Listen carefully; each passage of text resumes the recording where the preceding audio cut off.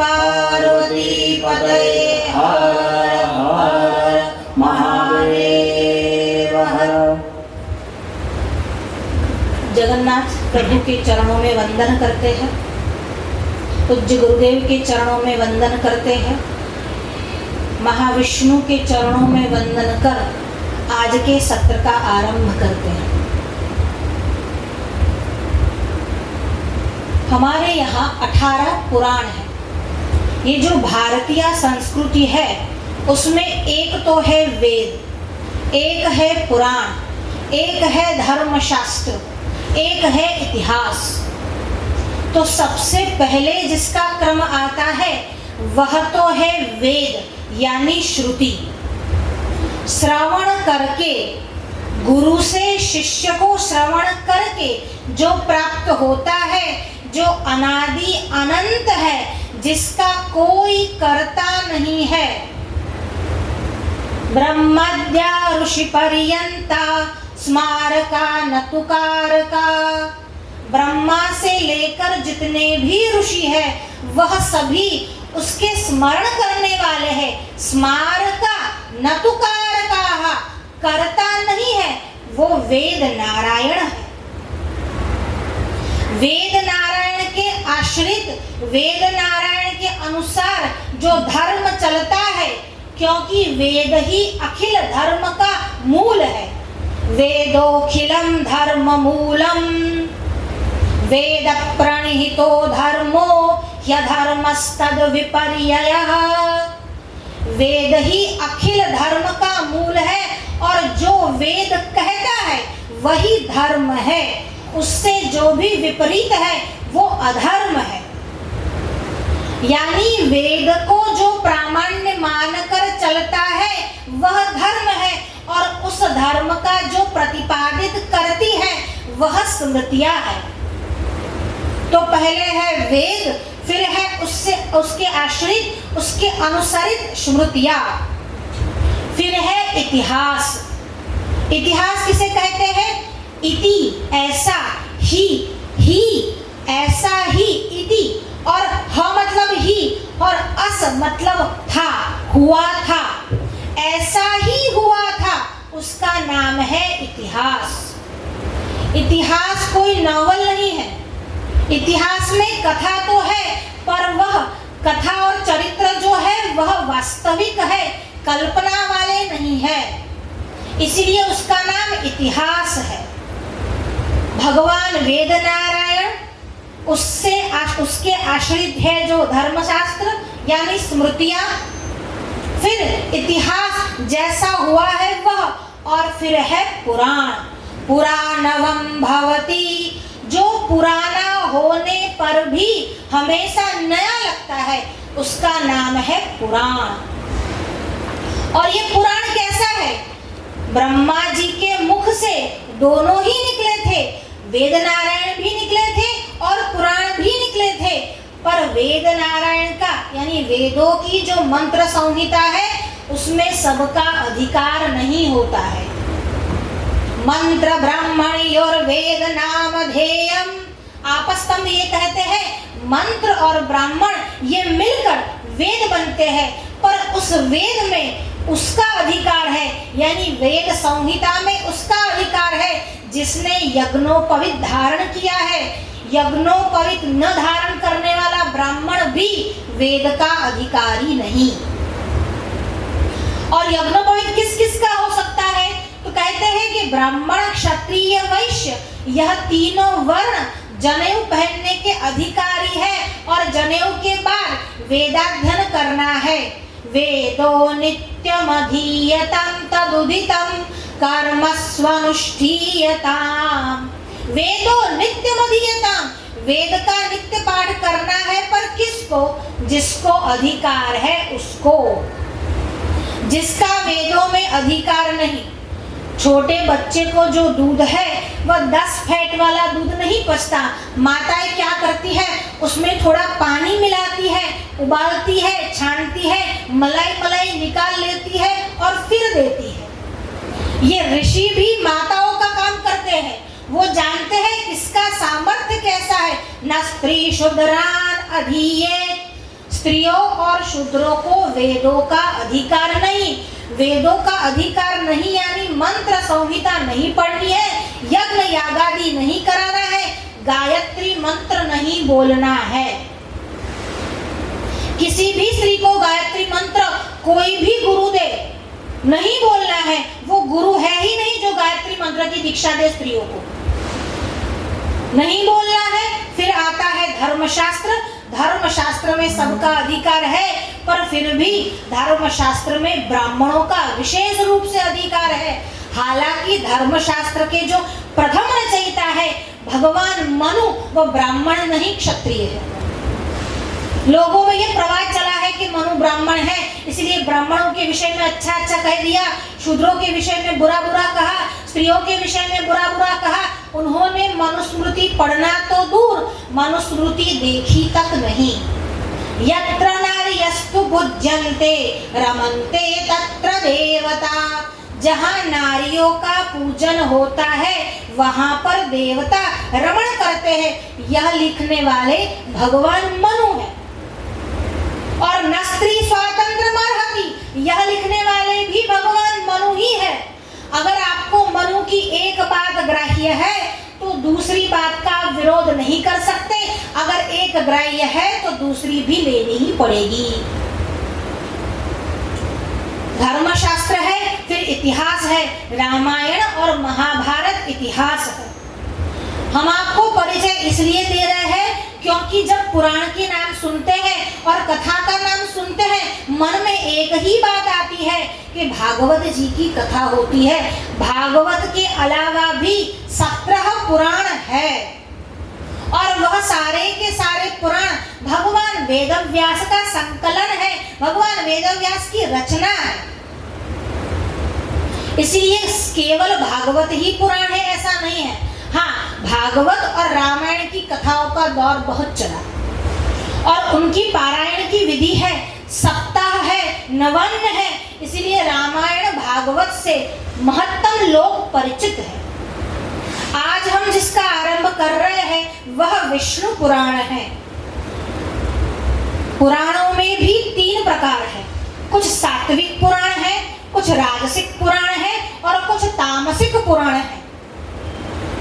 पर तामसिक पुराण होने से वह अच्छे नहीं है, वो बात यहाँ पर नहीं है। उसके प्रधान देवता भगवान शंकर, भगवान रुद्र है जो संहार करते हैं, इसीलिए वह तामसी पुराण है। जिसके अधिष्ठाता देव ब्रह्मा जी है वह राजसी पुराण है। जिसके अधिष्ठाता भगवान विष्णु है वो वैष्णव पुराण है और वह सात्विक पुराण है। वहाँ सात्विक अर्थ अच्छाई के लिए न लेकर सात्विक अर्थ उस हिसाब से लेना है, सत अस्ति जो पालन करता है उस भगवान उस देवता का पुराण है, इसलिए वह सात्विक पुराण है। कितने पुराण है? मध्वयम भद्वयम चैव व्रत्रयम व चतुष्टयम अनापदलिंग कुष्कानि पुराणानि प्रचक्षते। कितने कितने पुराण है? तो कहा मध्वयम, मकार से 2, मध्वयम भद्वयम चैव, मकार से मार्कंडेय पुराण और मत्स्य पुराण, भद्वयम भकार से भागवत पुराण और भविष्य पुराण, मध्वयम भद्वयम चैव व्रत्रयम, व्र से 3 पुराण है, ब्रह्म पुराण, ब्रह्मांड पुराण और ब्रह्म वैवर्त पुराण। मध्वयम भद्वयम चैव व्रत्रयम व चतुष्टयम और व से 4 पुराण है। कौन कौन से 4? तो विष्णु पुराण, वायु पुराण, वामन पुराण, वराह पुराण, अनापद अ से अग्नि पुराण, ना से नारद पुराण, प से पद्म पुराण, कुष्कानि कु से कूर्म पुराण, स्क से स्कंद पुराण, पुराणानि प्रचक्षते। इतने इतने पुराण है। 18 महापुराण है, उपपुराण भी है और औप पुराण भी है। अगर श्रीमाली लोग यहाँ पर आए हैं तो कोई ये पूछ सकता है कि श्रीमाल पुराण है कि नहीं, पर श्रीमाल महापुराण नहीं है, वह औप पुराण है। तो 18 महापुराण है और उसके रचयिता भगवान वेदव्यास है। उसमें से जो विष्णु पुराण है, जो सात्विक पुराण है, हम उसी के विषय में चर्चा विचारणा वर्णन करने वाले हैं। ये विष्णु का अर्थ क्या होता है? भगवान आद्य शंकराचार्य जी ने विष्णु सहस्त्र नाम पर एक टीका लिखी है, भाष्य लिखा है। उसमें वह शब्द से जो बताया है विप्रप्लु व्याप्तौ, यानी जो व्याप्त है, जो सर्वव्यापी है, वह भगवान विष्णु है। वस्तुतः बात तो यह है जो कुछ व्याप्त है वह भगवान विष्णु में है। जल भी भगवान विष्णु है, स्थल भी भगवान विष्णु है, आकाश भी विष्णु, भूमि भी विष्णु, वायु भी विष्णु, सभी भगवान विष्णु है। विष्णु सर्वव्यापी है। विष्णु सर्वव्यापी है इसका मतलब यह नहीं कि ब्रह्मा नहीं, शंकर नहीं। यहाँ विष्णु पुराण की बात चली है और विष्णु अर्थ की चर्चा चली है, इसलिए कह रहे हैं विष्णु सर्वव्यापी है। वेष्टेत विष्णु, जो पालन करता है वह भी विष्णु है। एक ही नारायण ब्रह्मा रूप में सर्जन करता है, विष्णु रूप में पालन करता है और भगवान शंकर के रूप में संहार करता है। और विष्णु पुराण में भगवान विष्णु के जितने भी अवतार है उसकी चर्चा है। भगवान विष्णु के जो परम भक्त है उसका भी वर्णन आया है। विशेष रूप से विष्णु पुराण में कथा का महत्व जो है वह कम है, उसमें बहुत सारे टेक्निकल सब्जेक्ट्स चले हैं। जैसे आप लोग यहाँ पर पुरी में आए तो पुरी आने से पहले थोड़ा आपको पुरी के विषय में बताना पड़ता है कि पुरी में क्या है। तो जगन्नाथ जी का मंदिर है। पुरी में क्या है तो कहा कि महोदधि है। पुरी में क्या है तो कहा गोवर्धन मठ है। एक लाइन आपको खींचनी पड़ती है ताकि आप लोग पुरी आने के लिए आकर्षित, कटिबद्ध हो। वैसे ही विष्णु पुराण में क्या है तो विष्णु पुराण में यह चरित्र तो है, पर विष्णु पुराण के जो प्रधान विषय है उसमें भूगोल है, खगोल है, ज्योतिष है, कॉस्मोलॉजी है, जीनियोलॉजी है, साइकोलॉजी है। जितनी भी लॉजी आप गिनवा सकते हो वो सब की सब विष्णु पुराण में है। विष्णु पुराण अध्ययन का विषय अधिक है। अगर कोई विद्यार्थी रूप से यहाँ आए तो उसको अध्ययन में और भी आनंद आ सकता है। विष्णु पुराण में कथा तो है ही, पर भगवान विष्णु ही सर्वव्याप, सर्व जगत है। सर्व जगत ही विष्णुमय है। यह बात बारंबार डंके की चोट पर बारंबार कही है। यहाँ पर भगवान आद्य शंकराचार्य जी द्वारा स्थापित गोवर्धन मठ है। भारत की जो 4 दिशाएं हैं उसमें एक एक मठ है, पर सबसे प्रथम मठ पूर्व आमनाय, जिसका वेद जो है वह ऋग्वेद है, वह यहाँ पर स्थापित है। यह पूर्व आमनाय ऋग्वेदी मठ है और यहाँ पर अभी जो आद्य शंकराचार्य जी की परंपरा में है वह स्वामी श्री निष्ठलानंद सरस्वती जी शंकराचार्य जी महाराज विराजमान है। हालांकि अभी वह वडोदरा गए और हम पुरी आए। अभी वह वडोदरा की पीठ पर है और हम यहाँ आए हैं दर्शन के लिए। पर यहाँ पर गोवर्धन मठ है। विष्णु पुराण का महात्म्य तो हम आपको बताएंगे ही, पर पुराण में विशेष रूप से क्या होता है। पुराणों में 5 वस्तुएं विशेष होती है। सर्गश्च प्रतिसर्गश्च वंशो मन्वन्तराणि च वंशानुचरितं चैव पुराणं पंचलक्षणम्। पुराण में 5 लक्षण है। एक तो है सर्ग, जिसको हम कहते हैं उत्पत्ति, सृष्टि, क्रिएशन। सर्गश्च प्रतिसर्गश्च, प्रतिसर्ग अगर उत्पत्ति है तो नाश भी है। जातस्य ही ध्रुवो मृत्यु, जन्म है तो मृत्यु है, सर्ग है तो प्रतिसर्ग भी है। सर्गश्च प्रतिसर्गश्च वंशो मन्वन्तराणि च, उसमें वंश के चरित्र आते हैं। वंश के विषय में सूर्य वंश है, चंद्र वंश है, यादवों का वंश है, सब वंश आते हैं। मन्वन्तराणि च, उसमें मनुओं की कथा आती है, मनवंतर आते हैं। और वंशानुचरितं चैव, और वंश में भी जो उत्कृष्ट चरित्र है, सूर्य वंश में भगवान श्री राम चरित्र आता है और चंद्र वंश में, यदुवंश में भगवान श्री कृष्ण का चरित्र आता है। यह 5 जिसमें हो उसको कहते हैं पुराण। कौन कौन सी 5 वस्तुएं? सर्गश्च प्रतिसर्गश्च वंशो मन्वन्तराणि च वंशानुचरितं चैव। ये 5 वस्तु विष्णु पुराण में भी आती है, इसलिए विष्णु महापुराण है। भगवान वेदव्यास इसके संकलन करता है, पर इसके वक्ता जो है वह भगवान पराशर यानी वेदव्यास के पिता है।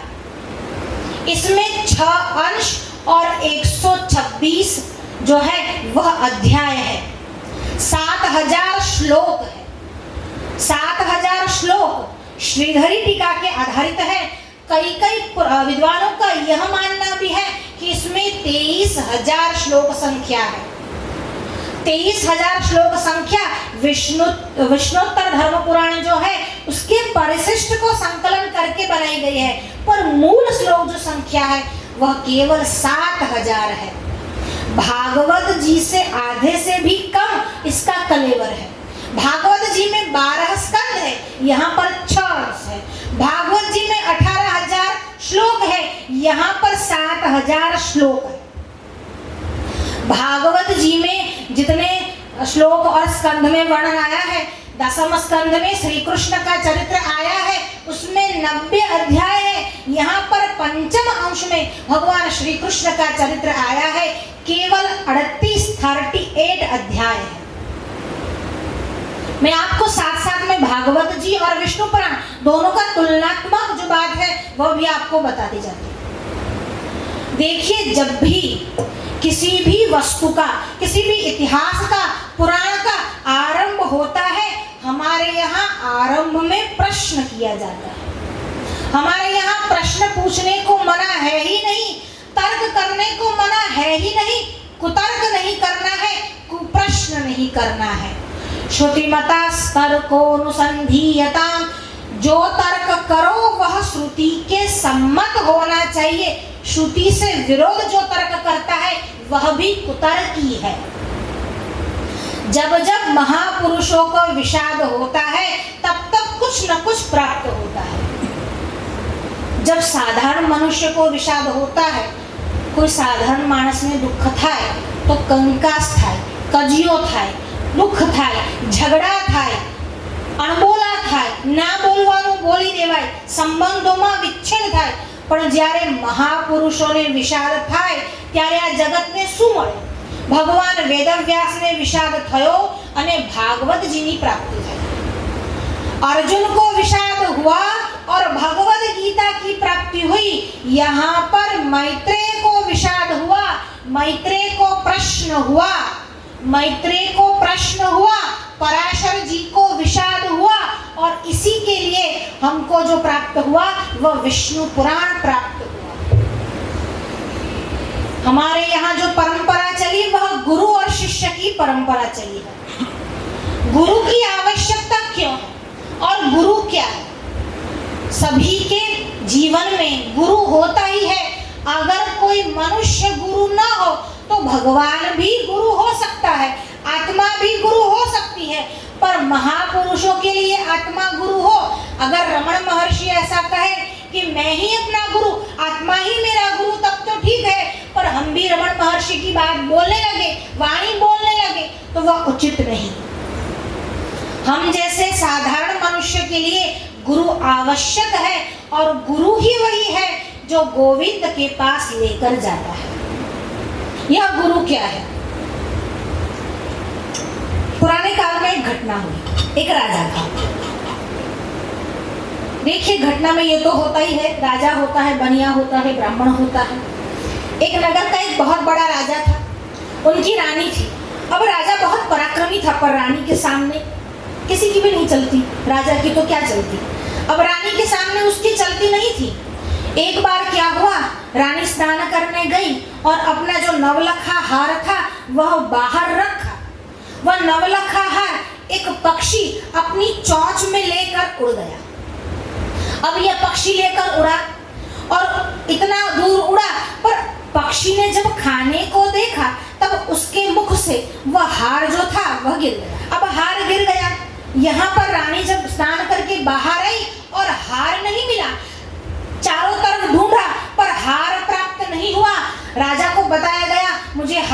दिलाइए, मुझे हार खोज के दीजिए। राजा ने कहा क्या बात है, हम आपके लिए नया हार बना देते हैं। रानी ने कहा नहीं, मुझे तो वही हार चाहिए। अब राजा ने सेवकों को बुलाया, आज्ञा दी जाओ हार ढूंढ के लाओ। सेवक गए, हार ढूंढने के लिए, हार नहीं मिला। कहा और बना देते, कहा नहीं अब तो हार नहीं मिला, तो मैं खाना पीना भी छोड़ दूंगी। अब राजा के मन में विचार आया, रानी तो नहीं मान रही, क्या किया जाए। सेवकों को बुला और कहा हार ढूंढ के लाओ, और जो भी हार ढूंढ के लाएगा उसको मैं अपना आधा राज्य दे दूंगा। रानी की जिद के सामने आधा राज्य देने के लिए राजा तैयार हो गया, और सेवक चारों ओर ढूंढने के लिए निकले, पर हार की प्राप्ति नहीं हुई। एक लकड़हारा कठियारा था, लकड़हारा वो काष्ठ लेकर जा रहा था। मध्याह्न का समय था, ग्रीष्म ऋतु थी, बहुत थक गया था। तालाब के किनारे आकर बैठ गया, थोड़ा सुस्ता रहा था। काष्ठ जो थे वह साइड में रखे और देखा, हाथ पांव धोए, और जैसे ही मुख धोया उसकी दृष्टि वहां एक चमकती वस्तु पर पड़ी। उसने देखा तालाब के अंदर एक सुंदर नवलखा हार पड़ा है। इतना सुंदर हार है, चारों ओर उसका प्रकाश फैला हुआ है। अब सोचा इतना सुंदर हार, ये तो बड़ा ही मूल्यवान होगा। तालाब में कुदा लगाया और जैसे ही नीचे गया और ढूंढने लगा, हार वह नहीं था। ढूंढता रहा, पानी को उलेचता रहा, पर हार वहां नहीं मिला। वापस ऊपर आया, थक गया, अब तो शांत हो गया था, भूख लगी थी, पसीने से तरबतर हो गया, थोड़ा क्रुद्ध भी हो गया। हार नहीं मिला, आकर किनारे बैठ गया। किनारे आकर जैसे ही बैठा और पानी जैसे ही शांत हुआ, वापस वो हार दिखा। अब उसके मन में हुआ ये भ्रमणा है कि हार है, पर आखिर मनुष्य था। सोचा इतना बड़ा कीमती महामूल्य हार मिलेगा, मेरी तो सारी जिंदगी सुधर जाएगी, मेरा क्या, मेरा बच्चों का भी कल्याण हो जाएगा। वापस उसने तालाब में वापस वो गया और वापस ढूंढने की कोशिश की, हार नहीं मिला। 2 बार, 3 बार, 4 बार, अब तो इतना चिढ़ गया, बाहर आया, जोर जोर से चिल्लाने लगा, हे भगवान क्या कर रहा है, अंदर मुझे कुछ दिखाता है, हार दिखाता है, हार है नहीं। अब उसकी आवाज सुनकर जो पास में लोग थे वो भी इकट्ठे हो गए। लोग आए और पूछने लगे क्या हुआ भाई, तो कहा हार है अंदर, देखो आपको दिख रहा है। हार तो दिख रहा है पर मिलता है नहीं मिल रहा।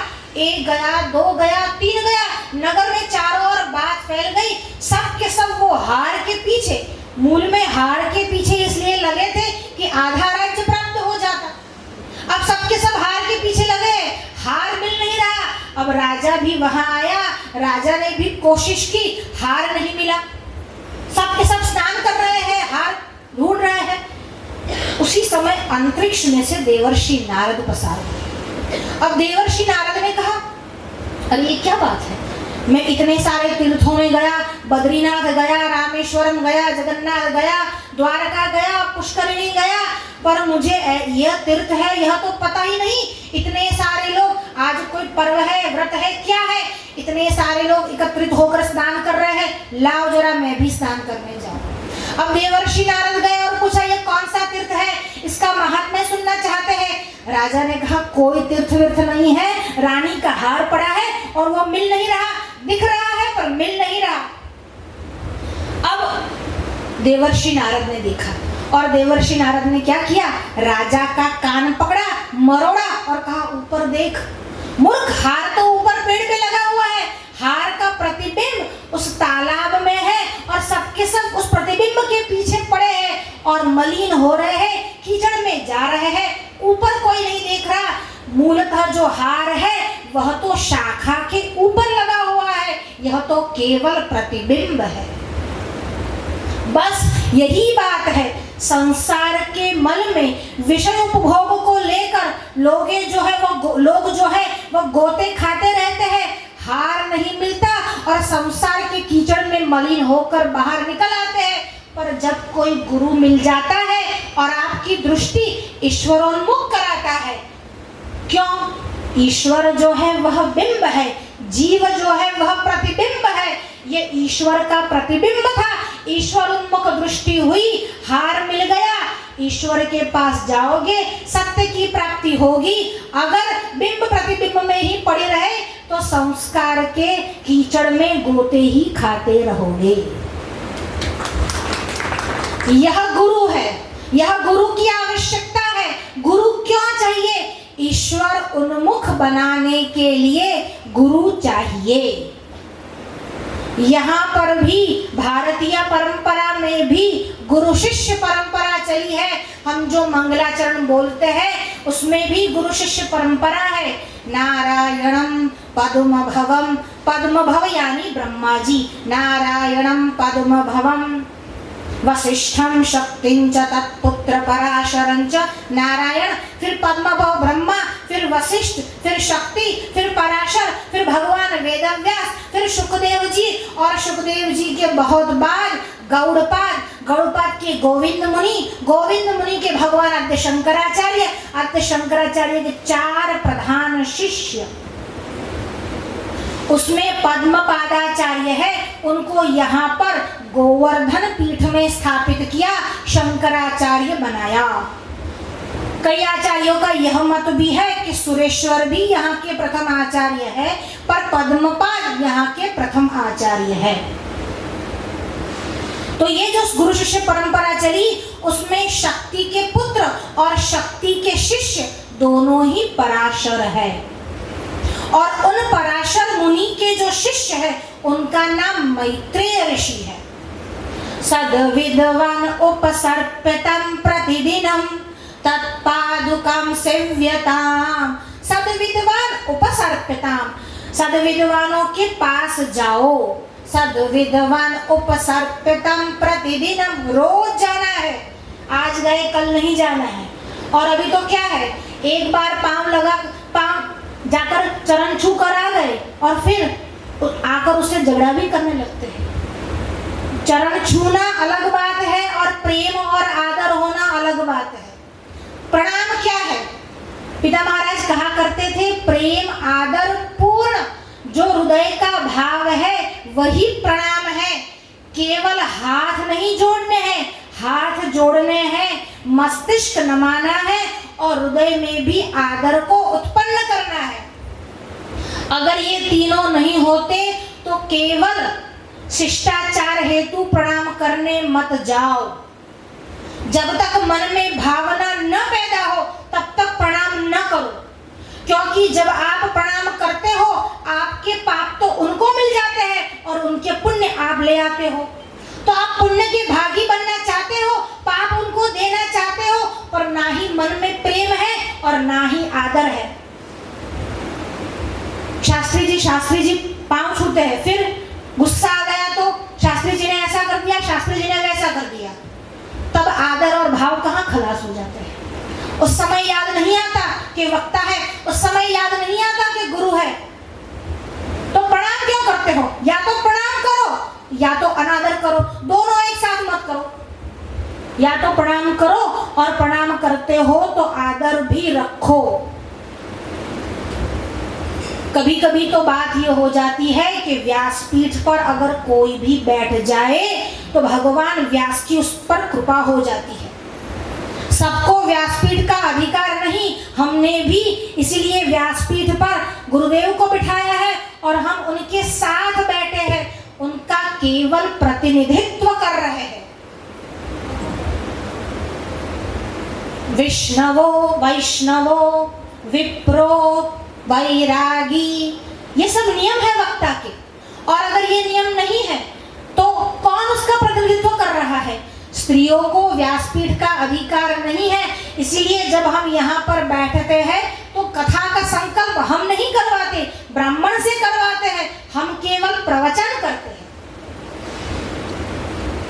शिष्टाचार से प्रणाम नहीं होता, सैल्यूट तो शिष्टाचार से हो जाता है। प्रणाम के लिए हृदय में प्रेम चाहिए और आदर भी चाहिए। सद्विद्वान् उपसर्प्यतं प्रतिदिनं, प्रतिदिनम रोज जाना है और क्या करना है? तत्पादुकं सेव्यताम्, और उनकी पादुकाओं का सेवन करना है। गुरु की कृपा से ज्ञान मिल जाता है और क्राइम जो करते हैं वह यहाँ पर इंडियन पिनल कोड के जो न्यायाधीश बैठते हैं वो देते हैं। बात तो यह है कि मन में जो अपराध की वृत्ति भावना जन्म लेती है उसका भी नाश हो जाता है। सत्संग का वो महात्म्य है।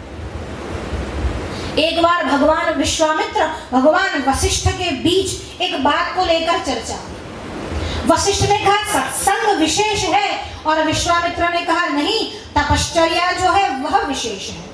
अब दोनों के बीच में बात चली थी, बात थोड़ी बड़ी चरसा चरसी पर उतरी आ गया।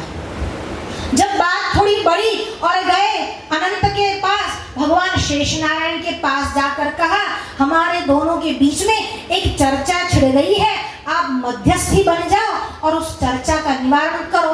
कहा चर्चा क्या है, प्रश्न क्या है? कहा जिज्ञासा यह है तपश्चर्या बड़ी है कि सत्संग बड़ा है?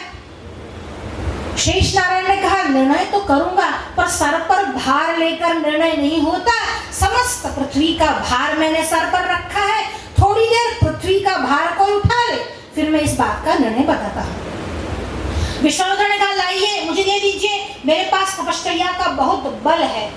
और विश्वामित्र ने पृथ्वी को उठाया, अपने सर पर रखा और कहा 40,000 वर्षों की तपश्चर्या का जो फल है वह मैं अर्पण करता हूँ। अभी तो एक घड़ी या आधी घड़ी भी नहीं हुई थी और विश्वामित्र जो है वह डोलने लगे। और श्रेष्ठा ने कहा नहीं नहीं ऐसा नहीं चलेगा, पृथ्वी बिना कारण डोल जाए नहीं चलेगा, भूकंप आ जाएगा, लाइए मुझे दे दीजिए। अब कहा वशिष्ठ की ओर देखा और कहा भगवान आप। वशिष्ठ ने कहा मुझे दीजिए। वशिष्ठ ने पृथ्वी को सर पर उठाया और कहा मैं अपने सत्संग का आधा क्षण का जो फल है वह देता हूँ, और पृथ्वी स्थिर हो गई। अब कहा तुमने पृथ्वी तो हाथ में थमा दी। विश्वामित्र को थोड़ा गुस्सा है, कहा पृथ्वी तो हाथ में थमा दी पर तुमने अभी निर्णय नहीं किया, दोनों में से बड़ा कौन, दोनों में से श्रेष्ठ कौन, तपश्चर्या बड़ी है कि सत्संग बड़ा है? शेषनाग ने कहा निर्णय तो हो गया, तुम्हारे सामने ही हो गया। विश्वामित्र ने 40,000 वर्षों की तपश्चर्या का फल दे दिया और उसके सामने वशिष्ठ जी के आधे क्षण का सत्संग का फल जो है वो जीत गया।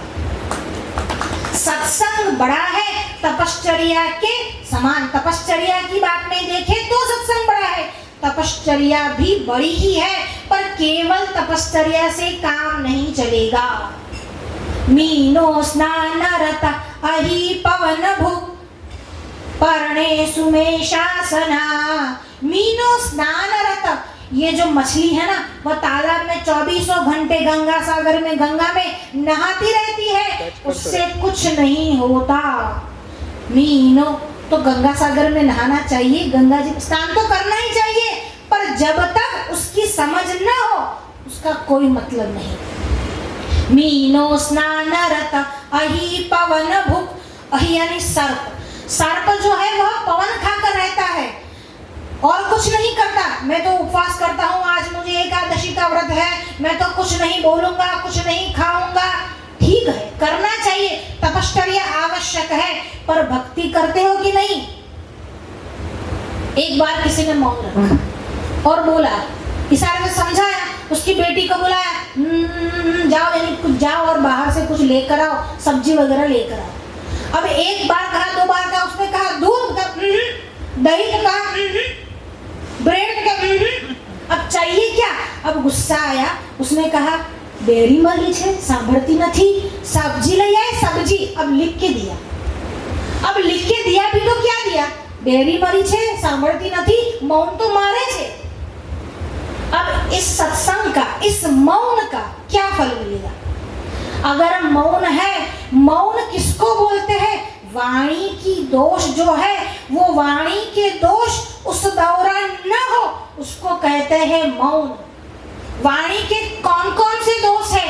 तो कहा अनृतम, चापल्यम, पैशुनम, अनर्गल प्रलापम।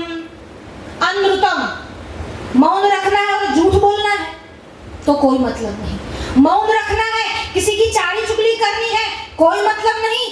मौन रखना है, अनर्गल प्रलाप करना है, बात कुछ और हो, कुछ और चल जाए। घणी बार आपने वो कही है, आनी गाड़ी बीजा पाटा पर चढ़ जाए। ऐसे कोई सब्जेक्ट, कोई विषय और चल रहा हो, बोल कहीं और रहा हो।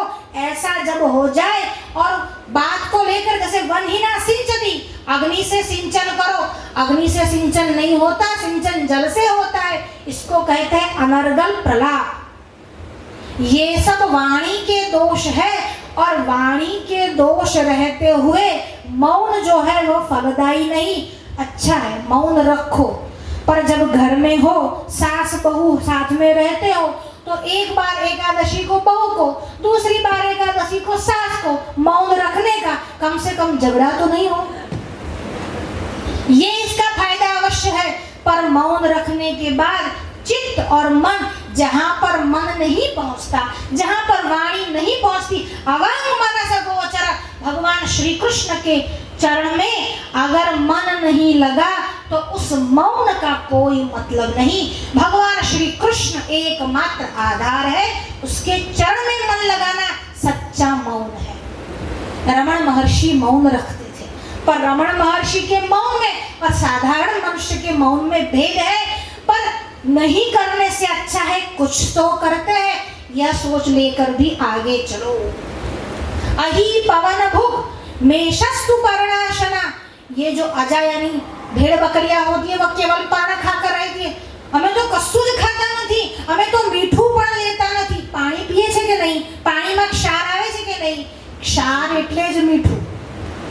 ठीक छे तमे अरुणा व्रत करता हो तो वांधो नहीं, पण देखाड़ो करवानी आवश्यकता નથી।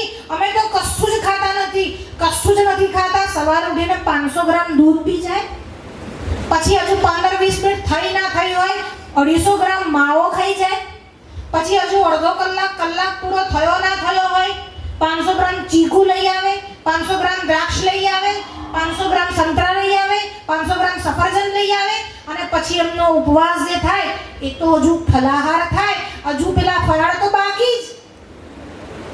उपवास का अर्थ यह होता है उपवास, उप यानी नजदीक और व्यास यानी रहना। भगवान के नजदीक रहना, भगवान के पास रहना, उसका नाम है उपवास। भगवान पास नहीं, भगवान साथ नहीं, भगवान मन में नहीं, भगवान मस्तिष्क में नहीं, भगवान वाणी में नहीं, वो उपवास कहेगा, वो तो केवल अनशन है। मेषस्तु पर्णाशना, इस प्रकार से केवल तप से भी कुछ नहीं होता। भक्ति प्रधान तप, भक्ति का प्राधान्य हो, तप भी उसी को कहते हैं। कुरुते गंगा सागर गमनम, व्रत परिपालन मथवा दानम। आप व्रत करो, दान दो, अच्छा है दान देना ही चाहिए। शतेषु जायते शूरः, सहस्रेषु च पंडिता, वक्ता दशसहस्रेषु दाता भवति मानवा। 1 करोड़ में कोई एक आदमी दान देने वाला होता है। दान देना है, व्रत करना है, व्रत परिपालन मथवा दानम, पर व्रत और दान सर्वस्व नहीं, यह केवल भाव रूप है। एक बार आपने मन बनाया और पैसे निकाले, अब पूरी जाना है, टिकट तो लेना पड़ेगा कि नहीं लेना पड़ेगा? चाहे प्लेन का लो, बस का लो, गाड़ी का निकलवाओ, कुछ किसी का भी निकलवाओ, टिकट तो लेना पड़ेगा। एक बार मन बना लिया वो पर्याप्त नहीं, साथ में उसके लिए प्रयत्न भी करना पड़ेगा। ये सारे प्रयत्न है चित्त शुद्धि के लिए। तपसा कल्मषम हन्ति, तप से चित्त की शुद्धि होती है। कल्मष यानी पाप जो है वह तप से दूर होते हैं। कुरुते गंगा सागर गमनम, व्रत परिपालन मथवा दानम, ज्ञान विहीनम सर्वमतेन मुक्ति न भजति जन्म शतेन। 100 जन्म बीत जाए, जब तक ज्ञान नहीं आ जाता तब तक मुक्ति नहीं मिलती।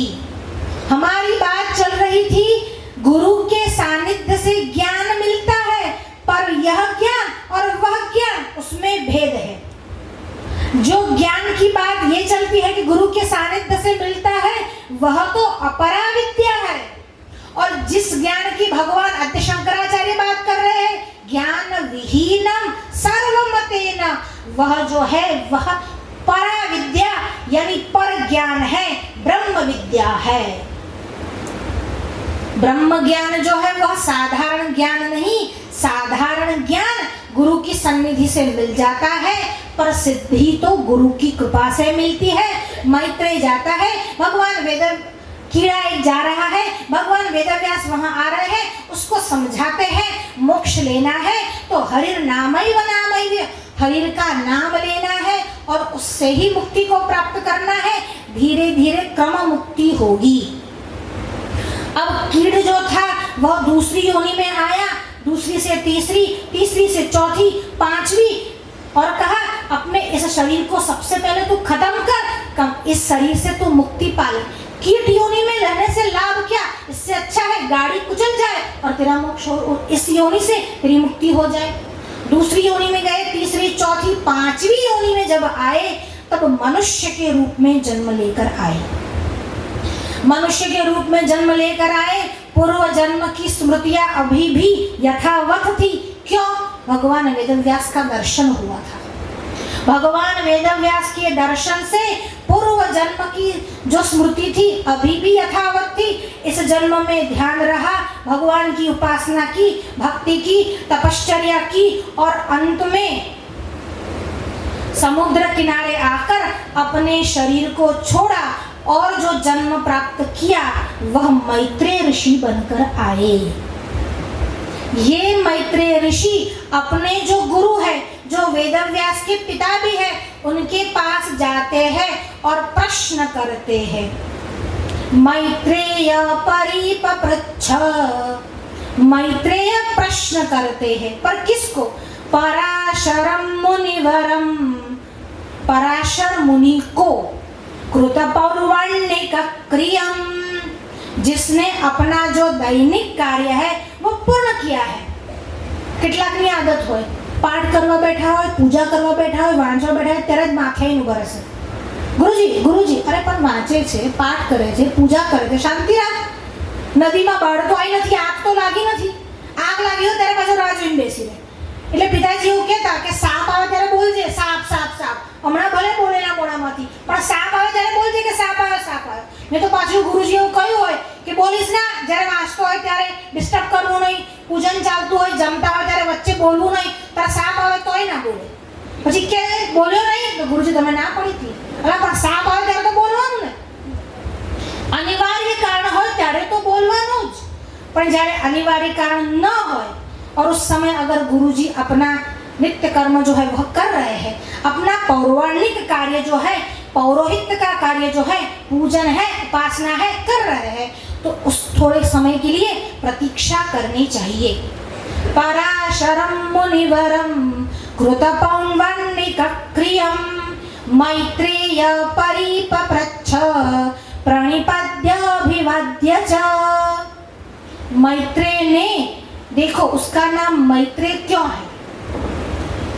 मित्र से जन्म है इसलिए मैत्रेय है। अब मैत्रेय ने परिप्रच्छ प्रश्न पूछा, और कैसे पूछा? पूछने का भी एक तरीका होता है। क्यारे आववाना छो, क्यारे जवाना छो, એવું ના પૂછાય।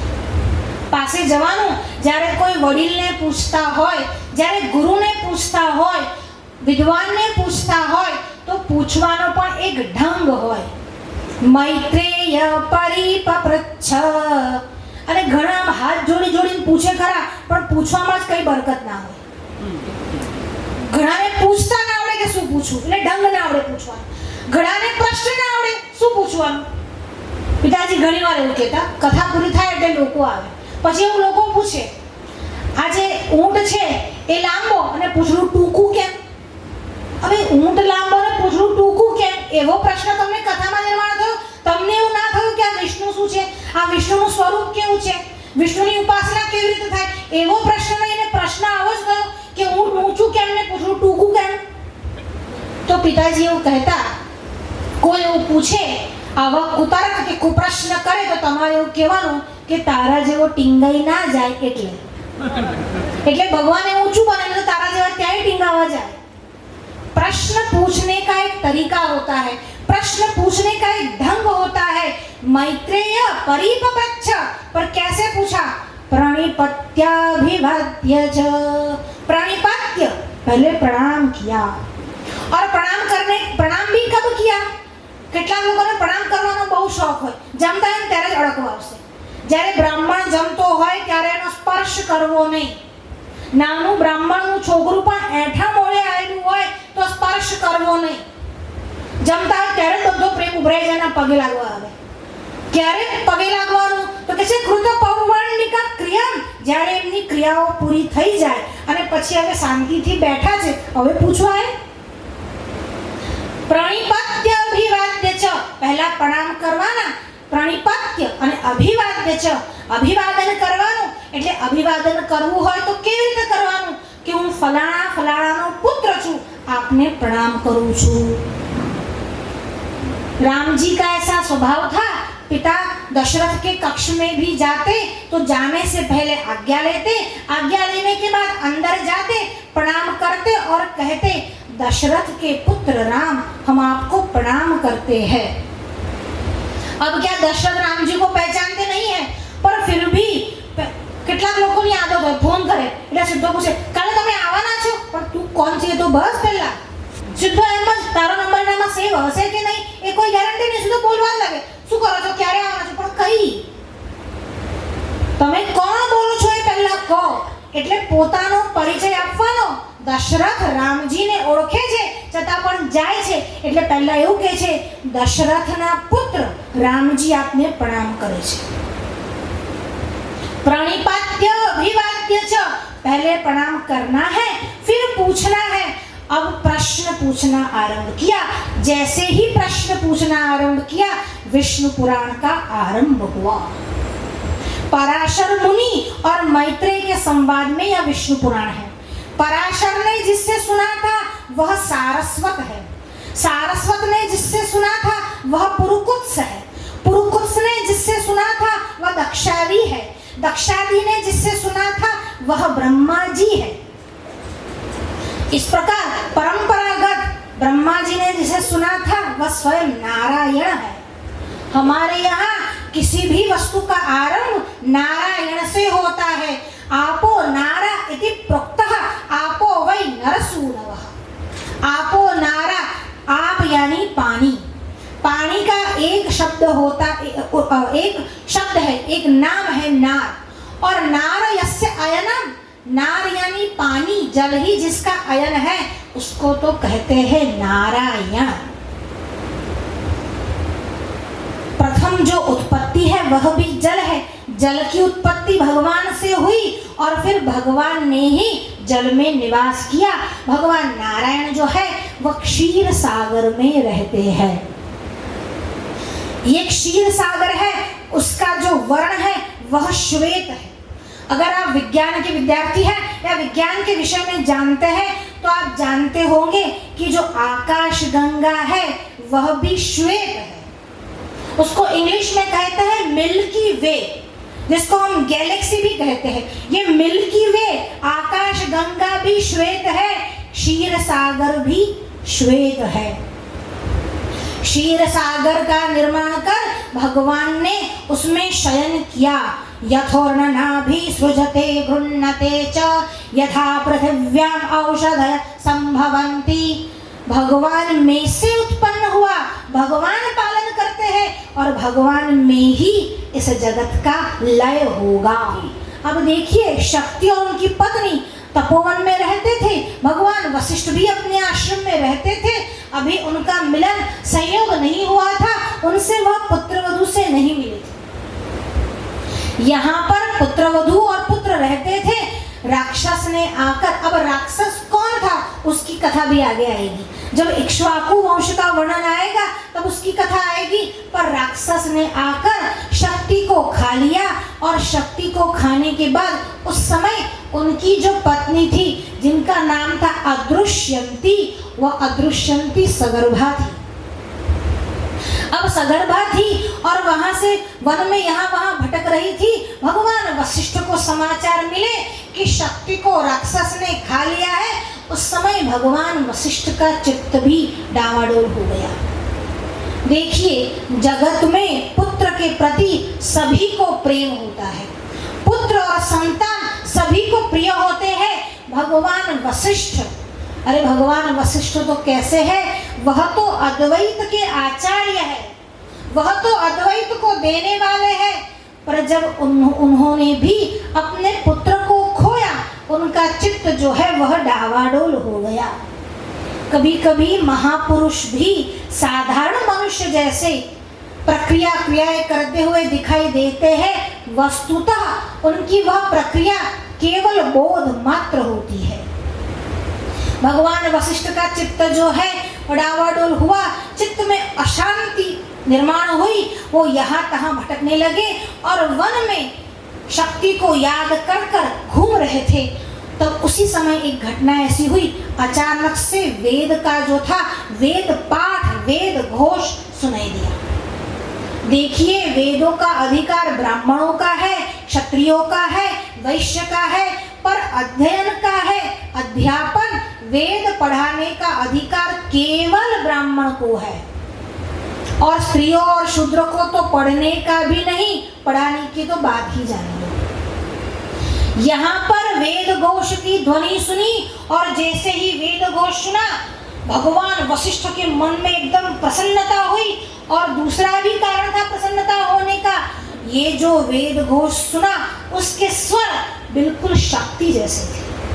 अब उनके मन में विचार आया, ये शक्ति की आवाज कहाँ से आ रही है? शक्ति तो इस विश्व में रहा नहीं, इस संसार में रहा नहीं, उसकी आवाज कहाँ से आ रही है? और जैसे ही उन्होंने पीछे मुड़ के पलट कर देखा तो क्या देखते हैं, एक सगर्भा स्त्री पीछे पीछे आ रही है।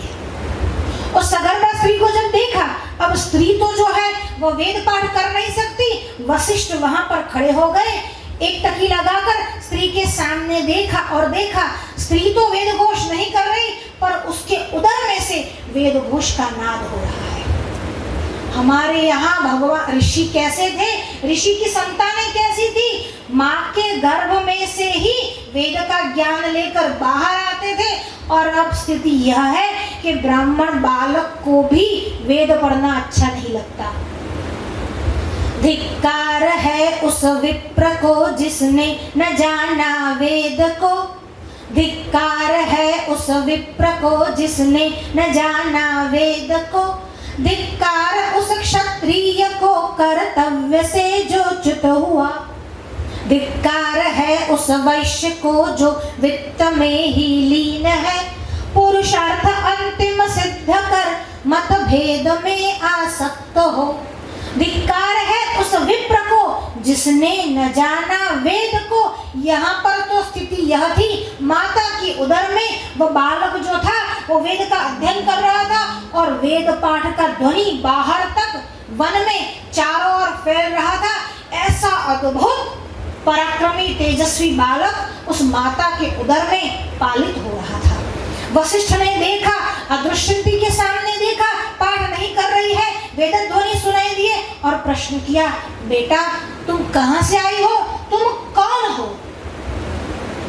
अदृश्यंती ने भगवान वशिष्ठ के चरण में प्रणाम किए और कहा, पिताजी मैं अदृश्यंती हूँ और मेरे गर्भ में आपका पौत्र है।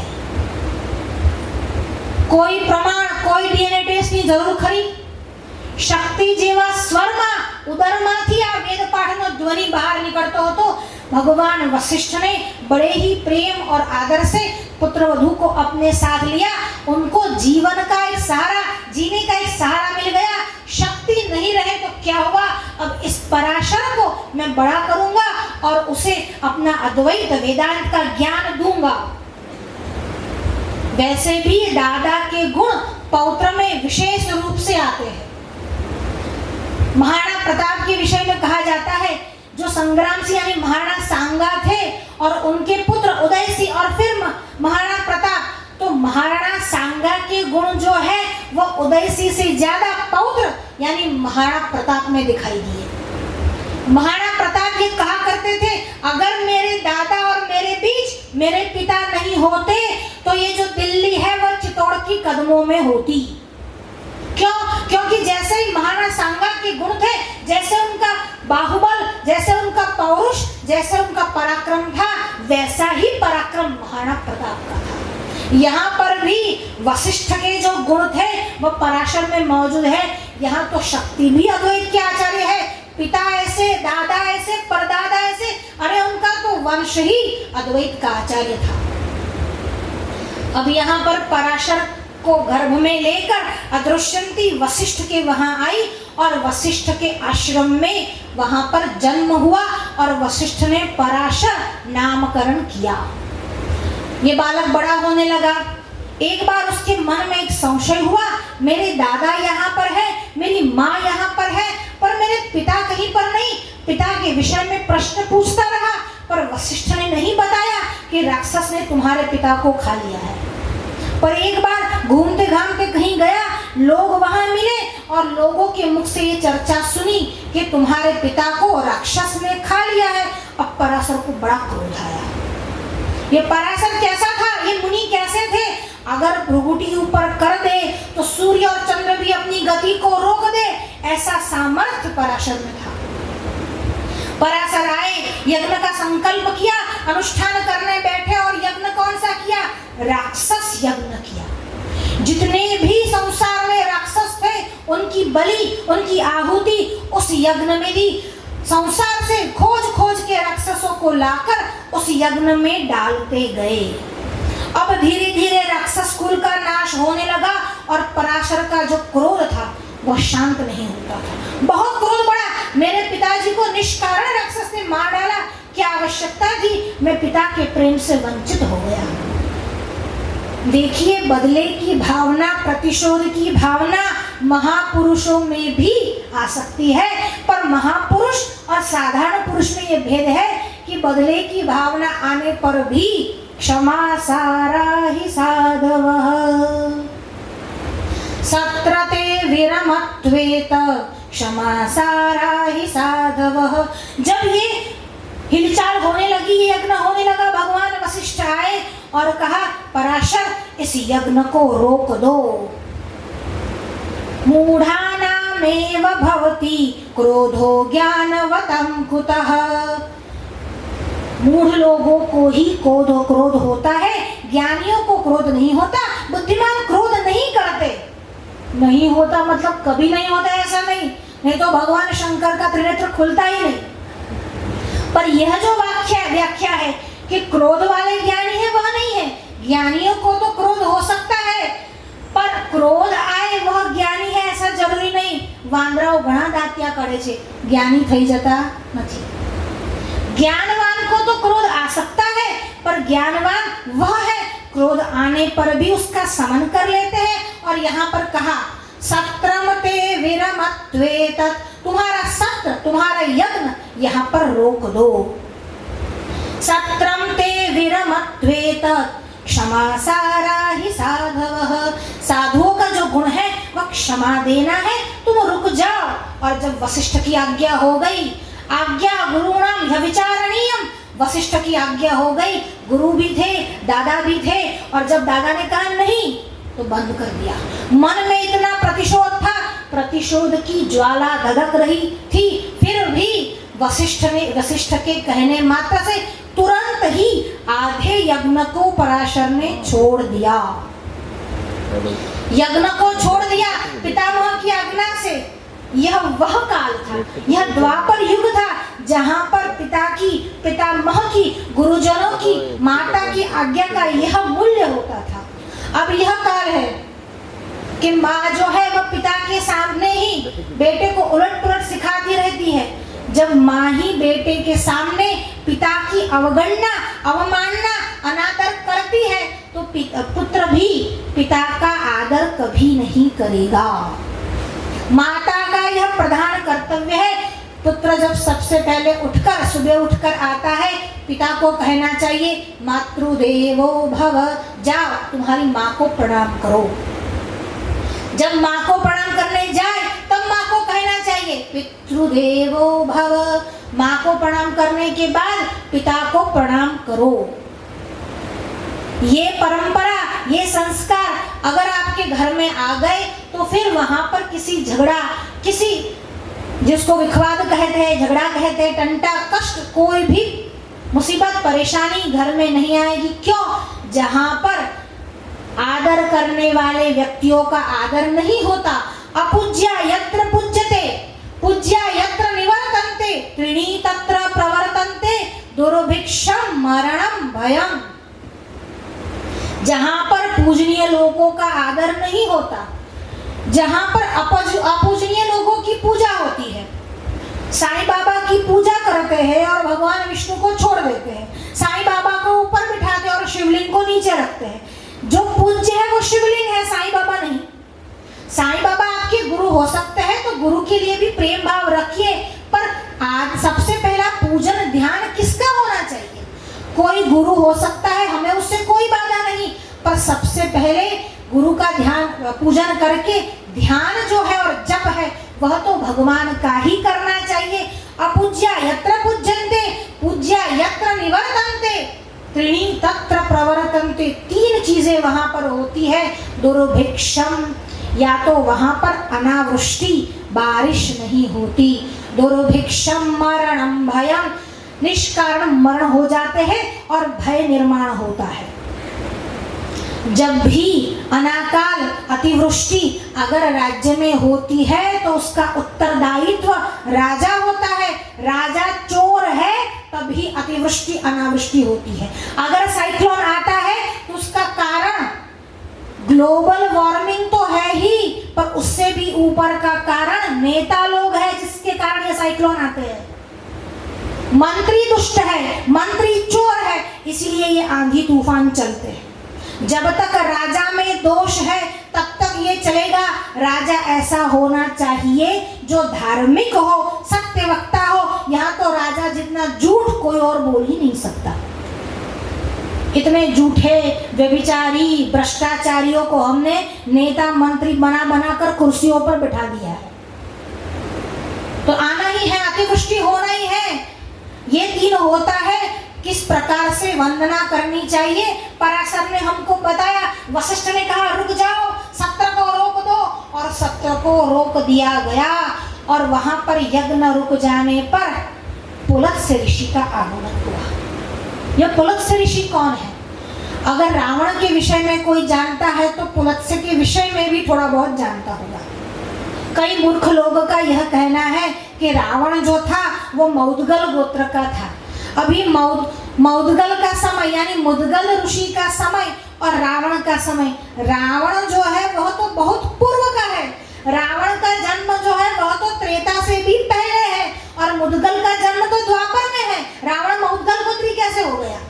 पर कुछ श्रीमालियों में भी, मैं खुद मौदगल गोत्री हूँ, मैं खुद गोधा हूँ। हमारे कई मूर्ख लोग ऐसे बोलते हैं कि रावण मौदगल गोत्री था, रावण का मंदिर भी बनाते हैं। जिसने जगत जननी सीता का अपहरण किया उनका ये लोग मंदिर बनाते हैं, और लोग जाते हैं, चंदा देते भी है। अब चलाने वाले चलाते हैं, पीछे दौड़ने वाले दौड़ते हैं। इसी प्रकार अनाचार जो है वह बढ़ रहा है। अपूज्या यत्र पूज्यते, रावण पूजनीय नहीं है। रावण विद्वान है पर रावण व्यभिचारी था, पूजनीय नहीं है। ये जो पुलत्स्य ऋषि है वह ब्रह्मा की संतान, एक संतान में से जो नव मानस पुत्र है उसमें पुलत्स्य जी भी एक है। कौन कौन से नव जो है वह है तो कि भाई भृगु है, पुल है, पुलत्स्य है, क्रतु है, अंगिरस है, मरीचि है, अत्रि है, वशिष्ठ है। ये ब्रह्मा जी के मानस पुत्र है, उसमें एक पुलत्स्य जी है। पुलत्स्य के वहां विश्रवस यानी विश्रवा का जन्म हुआ। विश्रवा का जो पुत्र है वह रावण है, और रावण से पूरा राक्षस कुल चला, क्योंकि विश्रवा की जो पत्नी थी कैकसी वह राक्षस कुल की थी। हमारे यहाँ कभी कभी माँ से भी कुल चले हैं, माँ से कुल नहीं चले ऐसे नहीं है, माँ से भी चले हैं, पिता से भी चले हैं। राक्षसों की परंपरा में माँ कैकसी से भी कुल चले हैं। तो यहाँ पर पुलत्स्य आए। क्यों आए पुलत्स्य? क्योंकि राक्षस कुल का नाश हो रहा था, राक्षस यज्ञ चल रहा था। राक्षस यज्ञ जब रोक गया, अपने संतानों की रक्षा हो गई। पुलत्स्य जी को बड़ा आनंद हुआ, प्रसन्नता हुई, और पुलत्स्य जी का वहां पर आगमन हुआ। आगमन होते ही वहां पर सब एक साथ उठ खड़े हुए और पुलत्स्य जी को प्रणाम किया।